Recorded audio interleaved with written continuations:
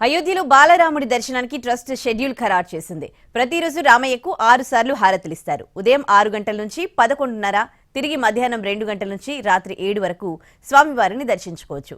ఇక అప్పుడే ఫేక్ సైట్లు కూడా పుట్టుకొచ్చాయి. జాగ్రత్త. వందల ఏళ్లుగా ఎదురు చూస్తున్న రామయ్య దర్శనం ఇవాల్టి నుంచి మొదలవుతుంది. బాలరామునికి రోజుకు 5 సార్లు హారతులిస్తారు. అయితే భక్తులు 3 హారతులను మాత్రమే దర్శించుకోగలుగుతారు. ఈ హారతులు ఉదయం 6:30కు, మధ్యాహ్నం 12 గంటలకు, రాత్రి 7:30కు నిర్వహిస్తారు. ఇక ఉదయం 6 నుంచి 11:30 వరకు, మధ్యాహ్నం 2 నుంచి రాత్రి 7 గంటల వరకు శ్రీరాముడిని దర్శించుకోవచ్చు.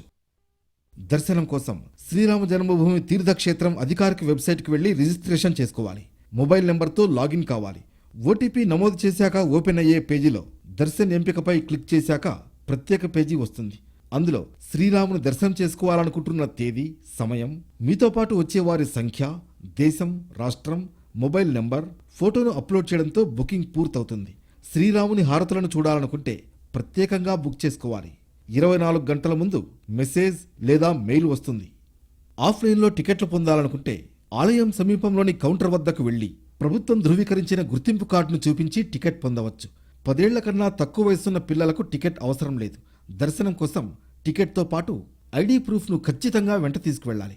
ఎవరైనా భక్తులు తన టికెట్ను రద్దు చేసుకుంటే ఆ స్లాట్ మరో భక్తుడికి అందుబాటులోకి వస్తుంది. స్త్రీలు, పురుషులు సంప్రదాయ దుస్తుల్లో మాత్రమే దర్శనానికి రావాలి. పురుషులు ధోతీ, కుర్తా లేదా కుర్తా పైజామా, మహిళలు చీర, దుపట్టాతో కూడిన పంజాబీ దుస్తులు లేదా దుపట్టాతో చుడీదార్ సూట్తో దర్శనానికి రావాలి. అటు దర్శనాలపై ఫేక్ వెబ్సైట్లు పుట్టుకొస్తున్నాయి.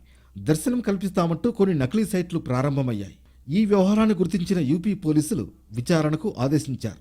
కేసు నమోదు చేసుకున్న పోలీసులు దర్యాప్తు చేస్తున్నారు.